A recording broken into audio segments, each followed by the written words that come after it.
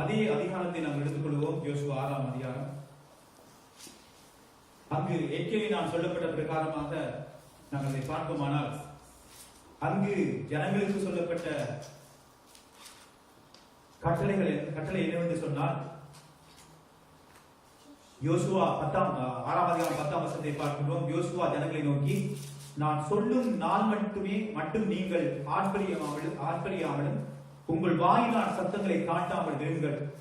உங்கள் வாயிலிருந்து ஒரு பேச்சும் புறப்பட வேண்டாம். ஆர்ப்பரியுங்கள் என்று உங்களுக்கு நான் சொல்லும் நாளிலே ஆர்ப்பரிப்பீர்களாக என்று சொல்லி அங்கு ஒரு கட்டளையை சொல்கின்றார். அது வழியில் நாங்கள் பார்க்கிறோம். 6 நாட்கள் ஒரு தினம் அங்கு அந்த பட்டணத்தை சுற்றி வருவதை, 7ஆம் நாள் 7 தலைவர்கள் அங்கு சுற்றி வரும்படியாகும்.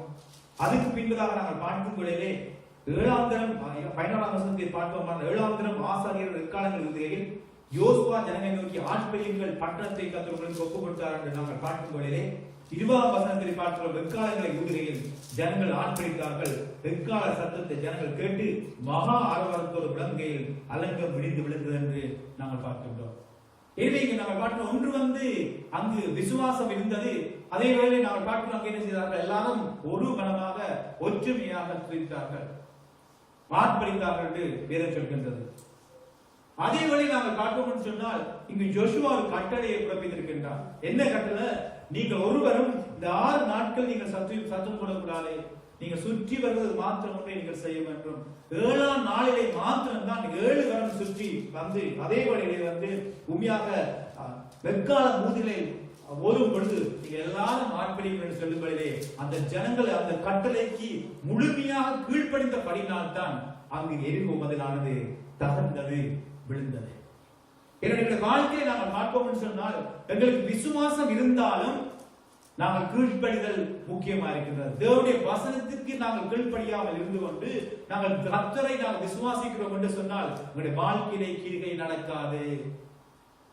இங்க நாங்கள் பார்க்கின்றோம், இவர்கள் எல்லோரும் விசுவாசித்திருக்கிறார்கள். ஆனால் உண்மையாக அந்த கட்டளைக்கு கீழ்ப்படியாக இருந்து பார்த்தால் அந்த பதிலானது ஒரு போதும் அங்கு இருக்காது. அது உடைந்திருக்க முடியாது, அது தாழ்த்தப்பட்டிருக்க முடியாது. எங்களுடைய நடுவே எங்களுடைய வாழ்க்கையிலும் உங்களுடைய வாழ்க்கையில் இருக்கிற ஒவ்வொரு முட்டுக்கட்டைகள், ஒவ்வொரு மதில்கள், ஒவ்வொரு தடைகள் எங்களுடைய வாழ்க்கையிலே நீங்க வேண்டும் என்று சொன்னால் நாங்கள் விசுவாசித்தால் மாத்திரமல்ல, நாங்கள் கீழ்ப்படிவர்களாக தேவனுடைய வசனத்துக்கு நாங்கள் கீழ்ப்படிவர்களாக இருக்க வேண்டும். பலர்கள் இருக்கலாம், என்ன 7 தினம் சுற்றிட்டு இருந்தால் என்ன நடக்க போகிறது? எல்லாரும் ஆர்ப்பரித்தால் என்ன நடக்க போகுது? அப்படியாக ஒரு உலகத்திலே நாங்கள் கேள்விப்படவே இல்லை. நாங்கள் என்னத்துக்காக நாங்கள் பின்பற்றணும் என்று பல பேர் முழுமுழுத்திருக்கலாம். இன்றைய நாள் உங்களை பார்த்து நீங்கள் 7 தினத்தை சுற்றுங்கள், உங்களுடைய வாழ்க்கையில் ஒரு காரியம் நடக்கும் என்று நான் உங்களிடத்தில் சொல்வேன். ஆனால் நீங்க என்ன சொல்வீங்க? இது மோட்டுத்தனமான காரியம். ஆனால் கர்த்தர் சொல்கின்றார், நீங்கள் அமர்ந்தது நானே தேவன் என்று அறிந்து கொள்ளுங்கள். நான் சங்கீதத்தில் நாங்கள் பார்த்தோம், அமர்ந்திருந்து நானே தெய்வம் என்று நீங்கள் அறிந்துகள், தேவன் என்று அறிந்துகள் என்று சொல்லி நாங்கள் பார்க்கின்றோம். எனவே நாளை பார்க்கிறோம், கர்த்தர் சொல்கின்றார், நீங்கள் செய்ய வேண்டியதை செய்யுங்கள், ஆனால் காரியத்தை செய்கிறீர், யுத்தத்தை முடிக்கிற தேவன் நானா இருக்கிறார் என்று அங்கு கர்த்தர் சொல்கிறதை நாங்கள் காண்கிறோம். இந்த நாளிலே நாங்கள் என்னத்தை நாங்கள் செய்ய வேண்டும் என்று சொன்னால், விசுவாசிப்பது மாத்திரமல்ல, நாங்கள் என்ன வார்த்தைக்கு நாங்கள் கீழ்ப்படிய வேண்டும். வேதம் என்ன சொல்கின்றதோ அதன்படி நாங்கள் செய்ய வேண்டும். அதை நாங்கள் ஒரு கேள்வியும் கேட்காதபடி, அதை நாங்கள் சந்திக்காதபடி நாங்கள் என்ன செய்ய சொன்னால், நாங்கள் விசுவாசித்து அதுக்கு கீழ்ப்படியும் வேளையிலே கர்த்தர் பெரிய காரியங்களே எங்களை வாழ்க்கையிலே அவர் செய்பவராயிருக்கிறார். இவர்களை நாங்கள் பார்க்கிறோம். இவரையில் 11ஆம் அதிகாரத்தில் நாங்கள் பார்க்கின்றோம் 8ஆம் வசனத்திலே, விசுவாசத்தினாலே ஆபிரகாம் தான் சுதந்திரமாய் பிறப்போகிற இடத்துக்கு போகும்படி அழைக்கப்பட்ட போது கீழ்ப்படிந்து தான் போகும் இடம் இன்னதென்று அறியாமல் புறப்பட்டு போனான். கீழ்ப்படிந்து, அவனுக்கு தெரியாத அங்கே போகின்றேன் என்று சொல்லி, ஆனால் கர்த்தர் போக சொன்னார், அவனை கீழ்ப்படிந்து போனான். அதே விதமாக நாம் 17ஆம் வசனத்திலே பார்க்கின்றோம், மேலும் விசுவாசத்தினாலே ஆபிரகாம் தான் சோதிக்கப்பட்ட போது ஈசாக்கை பலியாக ஒப்புக் கொடுத்தான். கர்த்தருடைய வார்த்தைக்கு கீழ்ப்படிந்து அவன் என்ன செய்தான்? ஈசாக்கை பலியாக ஒப்புக் கொடுத்தான். நானுமே விசுவாசிக்கின்றேன், ஆனால் நான் கீழ்ப்படிய மாட்டேன், நீ சொல்வதை நான் செய்ய மாட்டேன் என்று சொல்லியிருப்பார். ஆனால் கர்த்தர் கொடுத்த வாக்குத்தத்தை அவருடைய வாழ்க்கையில் நிறைவேற்றிருக்க மாட்டார். ஆனால் கர்த்தருடைய வாக்குத்தத்தம் நிறைவேறப்படும் என்று சொன்னால், கர்த்தர் உங்களுக்கு கொடுத்த ஒரு வாக்குத்தத்தம் உங்களுடைய வாழ்க்கையை நிறைவேறப்படும் என்று சொன்னால், நீங்கள் அந்த வாக்குத்தத்தை விசுவாசிப்பது மாத்திரமல்ல, கர்த்தர் கீழ்ப்பதாக சொல்ற ஒவ்வொரு கண்டிஷனையும் நீங்க என்ன செய்யணும் என்று சொன்னால், அதை நீங்கள் கீழ்ப்படிந்து அதை நீங்கள் நிறைவேற்ற வேண்டும். இதனால எங்களுடைய வாழ்க்கையிலே நாங்கள் ஆசீர்வாதங்களுக்கு தேவை என்று நாங்கள் தருவார் என்று நாங்கள் விசுவாசிக்கின்றோம், வாஞ்சிக்கின்றோம். ஆனால் நாங்கள் என்ன செய்கிறோம்? கீழ்ப்படிய மாட்டோம். இது கர்த்தர் நாளை நாங்கள் கீழ்ப்படிய வேண்டும். விசுவாசத்துக்கு பிரயோஜனம் இல்லை. ஏன்னு சொன்னால், வேதத்திலே யாக்கோபிலே சொல்லப்படுகிறது, சாத்தான் சொல்லுகிறது, அவன் என்ன சொல்றான்? கர்த்தர் என்று விசுவாசித்து நடுநடுங்க என்று வேதம் சொல்லுகின்றது. ஆனால் அவன் வார்த்தைக்கு கீழ்ப்படியவே இல்லை. தேவனுடைய வார்த்தைக்கு அவன் கீழ்ப்படியவில்லை. எனவே எங்களுக்கும் சாத்தானுக்கும் வித்தியாசமே இல்லை. நாம் உண்மையாக கீழ்ப்படியாக இருப்போமானால் எங்களுக்கும் சாத்தானுக்கும் வித்தியாசம். அவன் நடுநடுங்குகின்றான் சொல்லுகிறான், நடுநடுங்குவதே இல்லை. எனவே நாங்கள் பார்க்கிறோம், சத்துரு அதாவது சாத்தான் அவன் என்ன செய்கின்றான்? தேவன் ஒன்றென்று விசுவாசத்தை நடுநடுங்குகின்றான். ஆனால் வார்த்தைக்கு கீழ்ப்படியவில்லை. எனவே இந்த நாளிலே நான் சாத்தானை போல இல்லாதபடி எங்களுடைய வாழ்க்கையில் ஒரு விடுதலை வேண்டும். எங்களுடைய வாழ்க்கையிலே எல்லா கட்டுக்களும் உடைக்கப்பட வேண்டும். வாழ்க்கையிலே வருகிற எதிரியான காரியங்கள் நீக்கப்பட வேண்டும் என்று சொன்னால், கர்த்தர் எனக்கு செய்வார் என்று நாங்கள் விசுவாசித்து பிரயோஜனம் இல்லை. நாங்கள் என்ன செய்யணும்? கர்த்தருடைய வார்த்தைக்கு முழுமையாக கீழ்ப்படியும் போது கர்த்தர் உரிய நேரங்களே உரிய காரியங்களை செய்து முடிப்பார். ஆமென். கர்த்தர் என்ன செய்வார்? அவர் உரிய நேரத்திலே உரிய காரியங்களை செய்து உங்களுக்கு வேண்டிய பாதைகளை அவர் உருவாக்குவார். உங்களுடைய கட்டுக்களை அவர் நிச்சயமாக உடைப்பார். எனவே நாங்கள் செய்ய வேண்டியது என்ன? விசுவாசிப்பது மாத்திரமல்ல, நாங்கள் கர்த்தருடைய வார்த்தையை கீழ்ப்படிவோம். இங்க நாங்கள் பார்க்கிறோம், அங்கு யோசுவா கொடுக்கப்பட்ட கட்டளையை அவர்கள் எல்லாரும் என்ன செய்கிறார்கள்? நிறைவேற்றும் வேளையிலே கீழ்ப்படிந்து நிறைவேற்றும் வேளையில்தான் முறுமுறுக்காதபடி அங்கு என்ன செய்யலாம்? கீழ்ப்படிந்த வேளையில் தான் என்ன நடக்கின்றது? அங்கு அரங்கமானது தகர்க்கப்படுகிறது. என்னுடைய வாழ்க்கையிலே நீங்கள் எதிர்பார்த்து உங்களுக்கு தடை செய்கிற அரங்கங்கள் உடைக்கப்படுவதுமான ஒரே ஒரு காரியம், நீங்க என்ன செய்ய? கர்த்தருடைய வார்த்தையை கீழ்ப்படிங்க. கர்த்தர் என்ன சொல்கின்றாரோ அதன்படி செய்யுங்க. கர்த்தர் எதை செய்யவிடாமல் சொல்றாரோ அதை நீங்கள் செய்யாம இருங்க. அப்பொழுது கர்த்தர் பெரிய காரியங்களை செய்வார். அதே அதிகாரத்தை நீங்கள் பார்ப்பீர்களானால் இன்னொரு கட்டளையை அங்கு யோசுவா கொடுக்கின்றார். அதே அதிகாரத்தை நீங்கள் பார்ப்பீர்களானால் யோசுவா இன்னொரு கட்டளையை அங்கு சொல்கின்றார். என்ன சொல்கின்றார் சொன்னால், நீங்கள் பாருங்க 14ஆம் வசனத்தை 6ஆம் அதிகாரம் 14ஆம் வசனத்திலே சொல்கின்றார், ஆனாலும் இந்த பட்டணம் இதிலுள்ள யாவும் கர்த்தருக்கு சாபத்துள்ளாயிருக்கும். நாம் அனுப்பின ஆட்களை ராகாப் என்னும் வேசை மறைத்து வைத்தபடியால் அவளும் அவளோட வீட்டுக்குள் இருக்கிற அனைவரும் மாத்திரம் உயிரோடு இருக்க கடவர்கள். சாபத்திடானதை ஏதாகிலும் எடுத்துக் கொள்கிறதினாலோ நீங்கள் சாபத்திடாதபடிக்கும் இஸ்ரவேல் பாளையத்தை சாபத்திடாக்கி அதை கலங்க பண்ணாதபடிக்கும் நீங்கள் சாபத்திடானதற்கு மாத்திரம் எச்சரிக்கையாயிருங்கள். சகல வெள்ளியும் பொன்னும் வெண்கலத்தினால் இரும்பினாலும் செய்யப்பட்ட பாத்திரங்களும் கர்த்தருக்கு பரிசுத்தமானவைகள், அவைகள் கர்த்தரின் பொக்கிஷத்திலே சேரும் என்று அங்கு சொல்வதை நாங்கள் காண்கின்றோம். ஆனால் அந்த கட்டளையை நாங்கள் 7ஆம் அதிகாரத்திலே நீங்கள் பார்ப்பீர்களானால் 7ஆம் அதிகாரம் 1ஆம் வசனத்தை பார்ப்போமானால் அங்கு சொல்லப்படுகிறது, இஸ்ரவேல் புத்திரர் சாபத்திடானதிலே துரோகம் பண்ணினார்கள் என்று வேதம் சொல்கிறது. எப்படி எனில், யூதா கோத்திரத்தின் சேரானுடைய குமாரனாகிய சப்தியின் மகன் கர்த்தீமுக்கு பிறந்த ஆகான் என்பவன் சாபத்திடானதில் சிலதை எடுத்துக்கொண்டான்.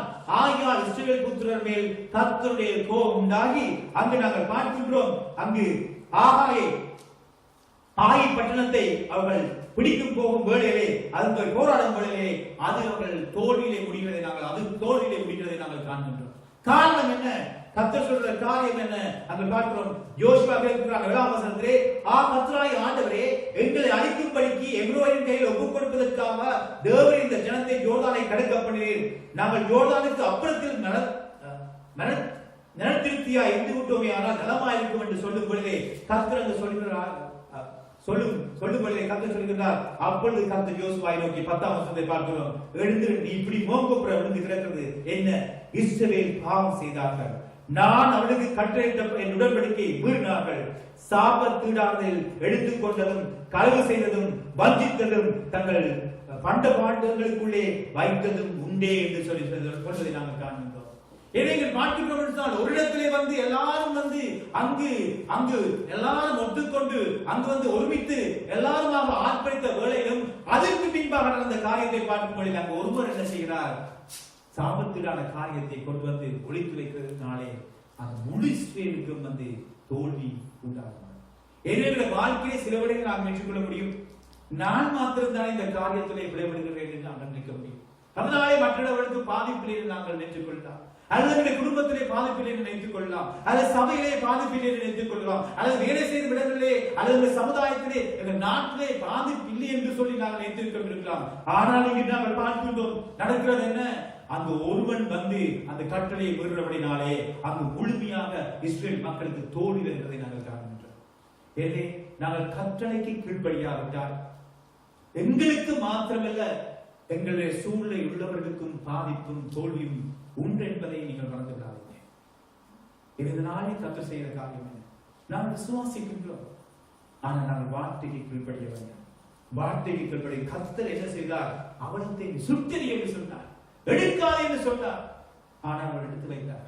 அதனாலே வந்த விளைவை நாங்கள் பார்க்கிறோம். எனவே இந்த 2 சம்பவத்திலே பார்க்கும் விளைவை நாங்கள் ஒருமித்து உண்மையாக நாங்கள் கர்த்தர் சொல்ற கட்டளையின் பிரகாரமாக நாங்கள் காரியம் செய்யும் வேளையிலே கர்த்தர் பெரிய ஒரு வெற்றியையும் அதிசயமான காரியங்களை செய்கிறார். ஆனால் அதற்கு மாறாக நாங்கள் கர்த்தருடைய வார்த்தைக்கு கீழ்ப்படியாக இருக்கும் பொழுதே கர்த்தர் என்ன செய்கிறார்? உங்களுடைய வாழ்க்கையை தோல்வியை அவரை நாங்கள் சந்திக்க வைக்கின்றார். காரணம் என்ன? அவர் பரிசுத்தத்தின் தேவன். அவர் உண்மையாக பாவியை நேசிக்கின்றார், ஆனால் பாவத்தை விருக்கிறதவனாக இருக்கின்றார்.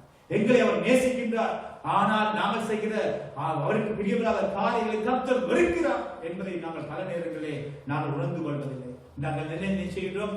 அன்பான தேவன் எங்களை எப்பொழுதும் அன்பு செய்கிறோம் என்று நாங்கள் நினைக்கிறோம். உண்மைதான், அவரை அன்பு செய்கின்றார், ஆனால் நாங்கள் செய்கிற தப்பிதங்களுக்காக கற்பதங்களை அவர் வெறுக்கின்றார். ஏனென்றால் அவர் பரிசுத்த தேவன், எங்களை பரிசுத்தத்துக்கு அழைத்த தேவன். நாங்கள் பரிசுத்தத்தில் இருக்கும்படியாக அவர் விரும்புகிற தேவனாக இருக்கிறபடினாலே அப்படியான காரியங்களை அவர் நினைக்கின்றார்.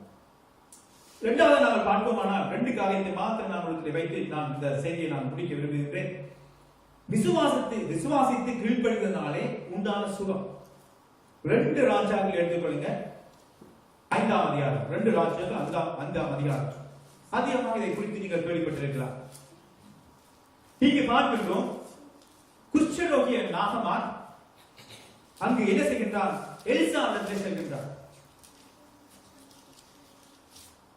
அங்கு அவனுக்கு இந்த காரியம் அவனுக்கு தெரிய வந்ததுடைய ஊடகத்தை எடுத்து பார்ப்போமானால் அங்கு 2ஆம் வசனம் சொல்கின்றது, சீரியாவிலிருந்து தண்டுகள் புறப்பட்டு இஸ்ரேல் தேசத்திலிருந்து ஒரு சிறுபெண்ணை சிறுபிடித்துக் கொண்டு வந்தார்கள். அவள் நாகமானை மனைவிக்கு பணிவிடை செய்து கொண்டிருந்தாள்.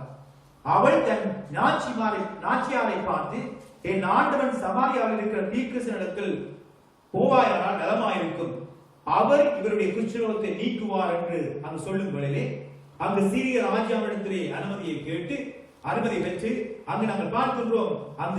அங்கு நாகமான் அங்கு எலிசா இடத்திலே அந்த இஸ்ரவேல் ராஜாவிடத்திலே வரும் வேளையிலே இஸ்ரவேல் ராஜா என்ன செய்கின்றான்? இதை இந்த நிருபத்தை வாசித்து அவன் சொல்கின்றான், அவன் பத்திரங்களை குறித்துக் கொண்டு ஒரு மனுஷன் அவன் குஷ்டரோகத்தில் நீக்கி விட வேண்டும் என்று அவனிடத்தில் நிருபம் அனுப்புவதற்கு கொள்ளவும் விழிப்பிக்கவும் நான் தேவனா என்று சொல்லும்பொழுதே அதை கேட்ட எலிசா என்ன செய்கிறார்? அந்த நாகமானை தன்னிடத்தில் வரும்படியாக அங்கு சொல்வதை நாங்கள் பார்க்கின்றோம். 8ஆம் வசனத்தை பின்பகுதியை பார்ப்பீர்களானால் அங்கு சொல்கின்றார், அவன் என்னிடத்தில் வந்து இஸ்ரவேலிலே தீர்க்கதரிசி உண்டென்பதை அறிந்து கொள்ளட்டும் என்று ராஜாவுக்கு சொல்லி அனுப்பினான் என்று சொல்கின்றார். இங்கு நாங்கள் பார்க்கின்றோம், அந்த எலிசா நாகமான் அங்கு வாழ்கின்றான். அப்பொழுது எலிசா என்ன செய்கிறார்? அவரிடத்தில் ஆள் அனுப்பி, அவனை பார்க்கவே இல்லை, அவனிடத்தில் ஆள் அனுப்பி, நீ போய் யோர்தானில் 7 தரம் ஸ்நானம் பண்ணு, அப்படி உன் மாமிசம் மாறி நீ சுத்தமாவா என்று சொல்ல சொன்னான். நாகமானுக்கு சொல்றேன், நீ போய் யோர்தானில் போய் 7 தரம் நீ என்ன செய்ய ஸ்நானம் செய்ய, அப்பொழுது சுகப்படுவா. எப்படி அவனே யாரும் நம்பிக்கையோடு வந்திருக்கான். இந்த தீர்க்கதரிசிட்ட போனா இவன் இந்த வேலைக்காரப்பன் சொன்ன பிரகாரம் தீர்க்கதரிசிட்ட போனா உண்மையாக எனக்கு இந்த குஷ்டரோகம் நீக்கப்படும் என்று சொல்லி அவர் ஒரு நம்பிக்கையோடு வந்திருக்கின்றார். நம்பிக்கையில தப்பல்ல. பல பேர் வாழ்க்கையில பார்க்கிறோம் என்று சொன்னால் கர்த்தரிடத்திலே சென்றால், கர்த்தருடைய ஆலயத்திலே சென்றால் ஏதோ ஒரு காரியத்தை பெற்றுக் கொள்வோம் என்ற ஒரு நம்பிக்கையோடு ஆலயத்தை சென்றாங்க. தப்பல்ல. எதிர்பார்ப்போடு நாங்கள் வரணும், உண்மைதான். எதிர்பார்ப்போடு கர்த்தர் எங்களுக்கு நாளே ஒரு காரியத்தை, ஒரு அற்புதமான காரியத்தை, ஒரு விடுதலையை எங்களுடைய வாழ்க்கையில செய்வார் என்று நாங்கள் உண்மையாக விசுவாசித்து நம்பிக்கையோடு நாங்கள் வரக்கூடாது, சும்மா வரக்கூடாது. அப்படித்தான் எல்லாரும் பாருங்க. ஆனா இங்க பார்க்கின்றோம் கர்த்தருடைய அந்த மனுஷன் என்ன சொல்கின்றான், இந்த காரியத்தை நீ செய், 7 தரம் நீ யோர்தானிலே குடி, அப்பொழுது அங்கு நீங்கும் என்று சொல்லும்படி அதுக்கு நாமான் சொல்லுகின்றான், கடுகு உங்களை கோபப்படையில கடுகு கோபம் சொல்லுகின்றான். கர்த்தருடைய நாமத்தை தொழுது தன் கையினாலே இந்த இடத்தை தடவி இவ்விதமாய் குஷ்ரோகத்தை நீக்கி விடுவான் என்று எனக்குள்ளே நினைத்திருந்தேன். நான் ஸ்நானம் பண்ணி சுத்தமாக இஸ்ரவேலின் தண்ணீர்கள் எல்லாவற்றை பார்க்கிலும் தமஸ்கின் நதிகளாகிய ஆப்னாவும் பர்பாரும் நல்லதல்லவோ என்று சொல்லி உக்கிரத்தோடு திரும்பி நான் பார்க்கிறோம். அதாவது நான் குளிப்பதற்கு என்ன, அதாவது வேறு நதிகள் இல்லையா, இதற்காக நல்ல நதிகள் இருக்கு. நான் நினைச்சேன் என்ன தொட்டு என்னை குணமாக்குவான் நினைச்சேன், ஏதோ காண்டத்தில் வேண்டி காலையில் செய்வான் என்று பார்த்தேன். ஆனால் என்ன செய்கின்றான், அதாவது அவனை 7 தரம் போய் குடிக்க சொல்கிறான் என்று சொல்லி அவன் உக்குர கோபத்தோட போகின்றான். இங்க நாங்கள் பார்க்கணும், கர்த்தர் சொல்ற வார்த்தையை கீழ்ப்படியாதபடி பல பேர் வாழ்க்கையில ஆசீர்வாதங்களை பெற்றுக் கொள்ளாதபடி தேவனுடைய ஆலயத்தை விட்டு தூரமாக போறார்கள், அல்ல தேவனை விட்டு தூர போறார்கள். காரணம் என்ன, இலகுவாக நாங்கள் பெற்றுக் கொள்ள வேண்டும். நான் கீழ்ப்படிய வேண்டிய அவசியம் இல்லை, ஆனால் என்னுடைய வாழ்க்கையில ஆசீர்வாதம் வர வேண்டும் என்று சொல்லி கர்த்தர் சொல்ற காரியம் என்ன, என்னுடைய வார்த்தைக்கு நீ கீழ்ப்படிய வேண்டும், என்னுடைய வார்த்தைக்கு நீ கீழ்ப்படிய, அப்பொழுதுதான் நமக்கு விடுதலை. இங்க நான் பார்க்கணும், அவன் சொல்றான் அப்படியா இருக்குமல்லே, அவனுடைய ஊழியக்காரர் சொல்றாங்க, தகப்பனே அந்த தீர்க்கதரிசி ஒரு பெரிய காரியத்தை செய்ய உமக்கு சொல்லியிருந்தால் அதை நீ செய்வீர்களா?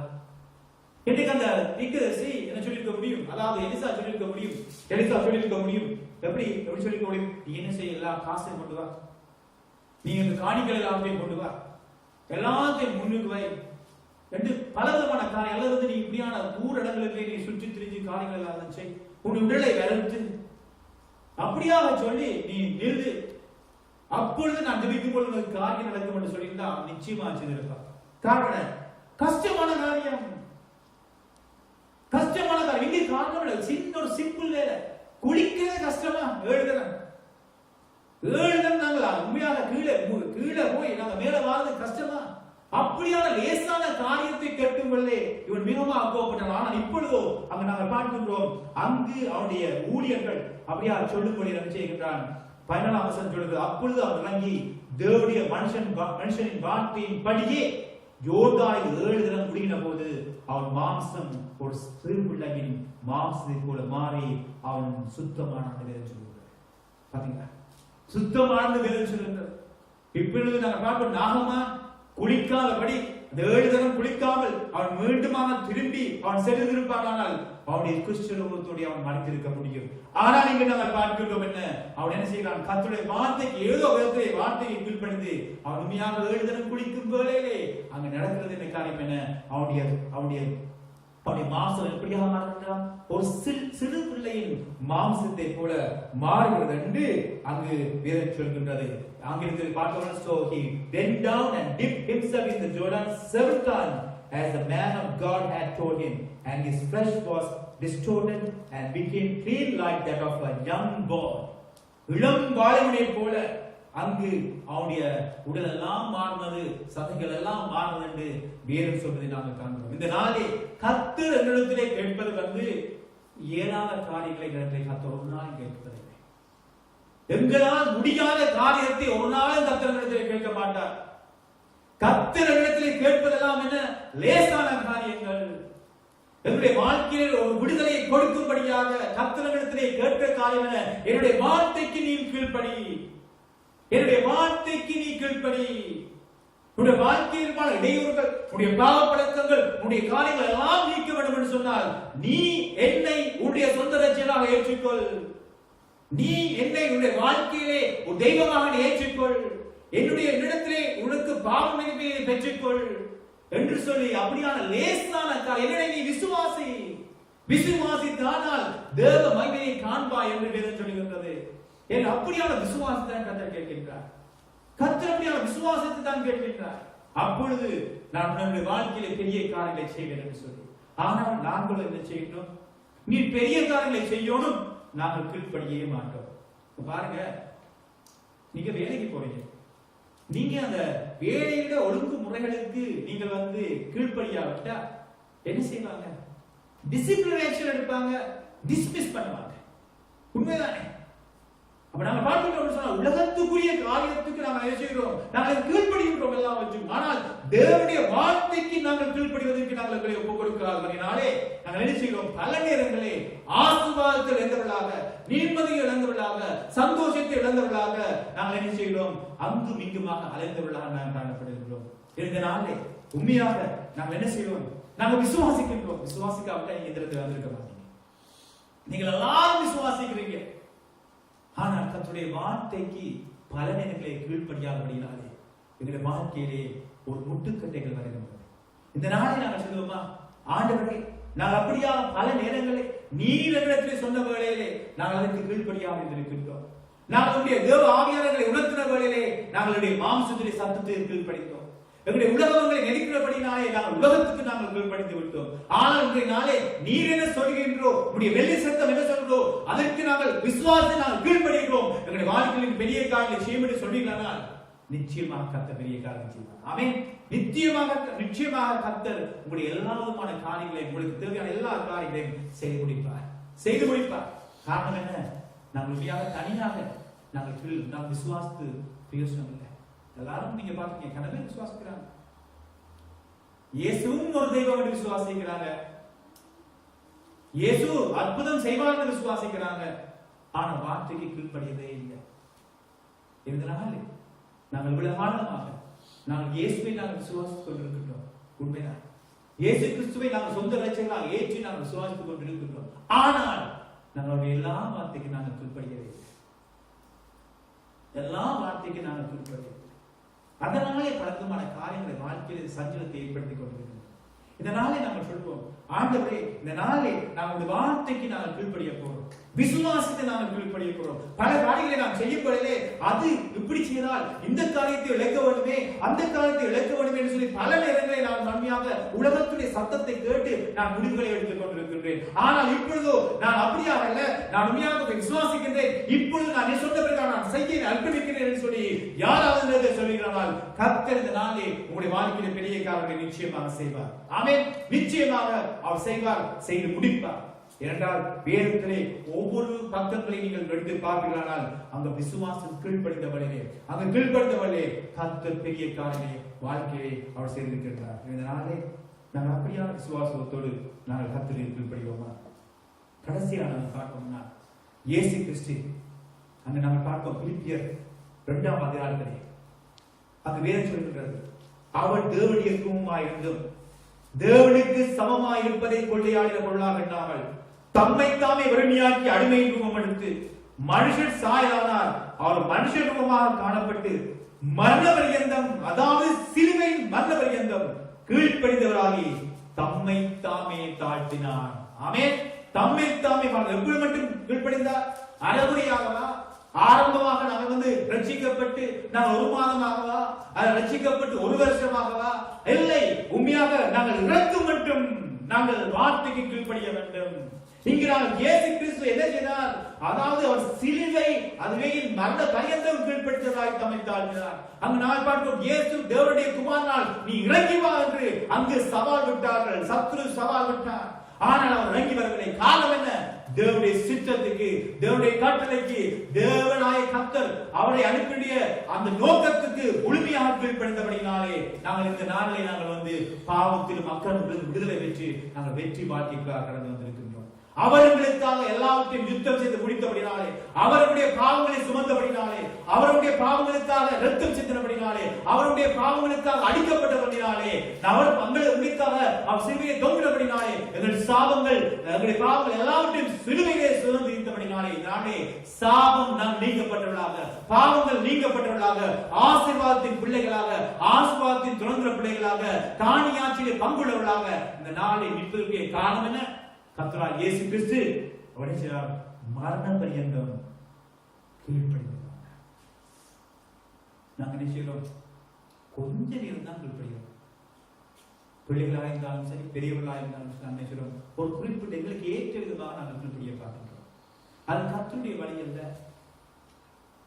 நாங்கள் சந்தோஷமா இருக்கும் பொழுது ஒரு கீழ்ப்படிதலும், நாங்கள் பிரச்சனை வரும்போது என்ன விதமான கீழ்ப்படிதலுக்கு போவோம்னு சொன்னால் என்னை வந்து நீங்கமாக நடைபெற்றுக் கொண்டிருக்கிறோம். இஸ்ரேல் மக்கள் 40 வருஷமாக அப்படித்தான் இருந்தார். முழுமையா கீழ்ப்படிதே இல்லை. அதனால்தான் அவர்கள் செய்கிறார்கள். அவர்கள் வாக்குத்தத்த அந்த பூமிக்கு செல்ல முடியாமல் போயிடுச்சு. காரணம் என்ன? விசுவாசத்தை வெளிக்கிட்டு வந்தாங்க, பல நேரங்களில் சொன்னாங்க, பல நேரங்களில் மன்னிப்பு கேட்டாங்க. ஆனால் மீண்டும் மீண்டுமாக அவனே செய்கிறார்கள் கீழ்ப்படியவில்லை. தன்னுடைய வார்த்தைக்கு முழுமுழுத்தாங்க. பிரச்சனையில் வரும்பொழுது அவருடைய வழிநடத்தக்கூடிய முழுமுழுத்தாக்க அவருடைய கொள்ளும்படியா, கலந்து கொள்ளும்படியா அப்படியா முயற்சித்தாங்க. அதனாலே அவர் அந்த சுதந்திர அந்த வாக்குத்தத்தப்பட்ட பூமிக்குள்ளே அவர் செல்லவில்லை.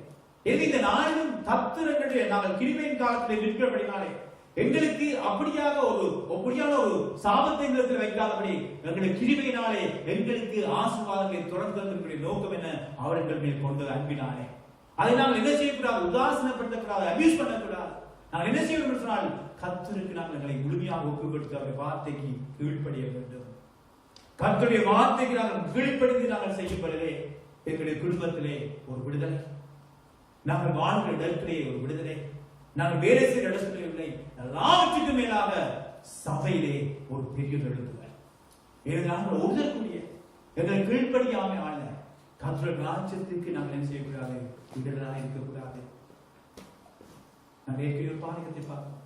இந்த நாளில் நாங்கள் உண்மையாக கர்த்தருடைய சபையிலே நாங்கள் இருக்கிறாங்க.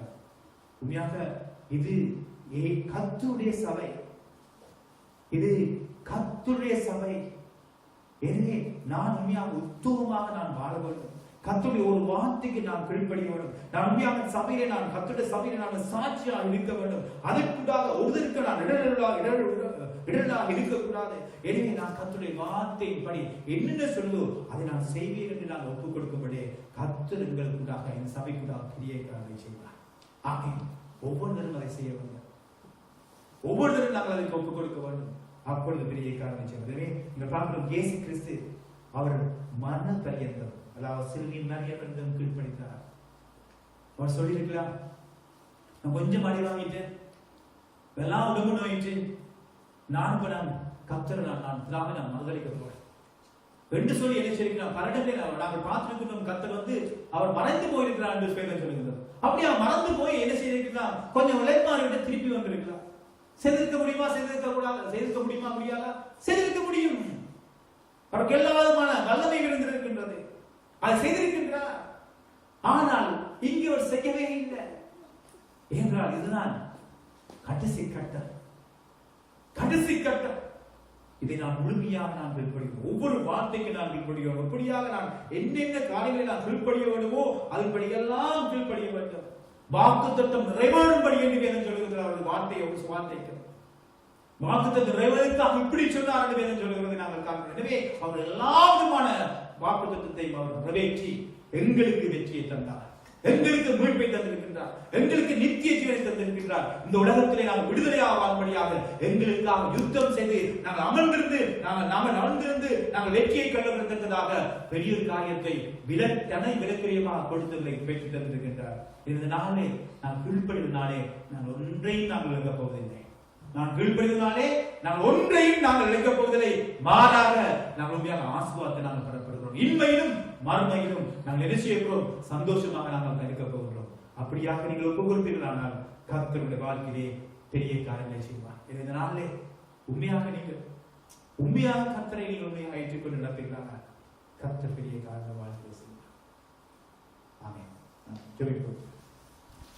அன்பின் தேவனே,